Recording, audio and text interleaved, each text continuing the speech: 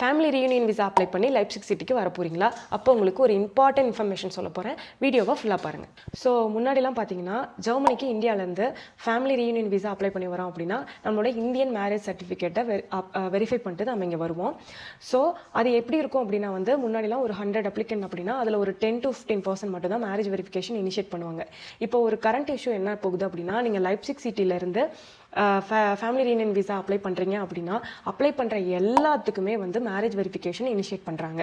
இது என்ன ஆகுது அப்படின்னா சென்னையில் இருக்கக்கூடிய கன்சுலேட் நீங்கள் அப்ளை பண்ணுற எல்லாத்துக்குமே மேரேஜ் வெரிஃபிகேஷன் இனிஷியேட் பண்ணுறதுனால நாங்கள் அது பண்ண மாட்டோம் அப்படின்னு சொல்லி அவங்களும் ஹோல்டில் வைக்கிறாங்க. பட் இங்கே லைப்சிக் சிட்டி ஆஃபீஸ் என்ன சொல்கிறாங்க அப்படின்னா நீங்கள் மேரேஜ் வெரிஃபிகேஷன் பண்ணால் தான் நாங்கள் விசா அப்ரூவ் பண்ணுவோம்னு அவங்க சொல்கிறாங்க. So family reunion visa apply பண்ண நம்மள மாதிரி இருக்கவங்களுக்கு நம்மளோட விசா ஒரு ஹோல்ட்லேயே நின்றுது. பெட்டர் இதுக்கு என்ன பண்ணலாம் அப்படின்னா நீங்கள் வேற ஒரு சிட்டியில் நீங்கள் விசா அப்ளை பண்ணிங்கன்னா உங்களுக்கு கிடைச்சிரும். ஸோ நீங்கள் கிடைச்சதுக்கப்புறம் கூட இங்கே நீங்கள் லைப்சிக் சிட்டிக்கு மூவ் ஆகிக்கலாம்.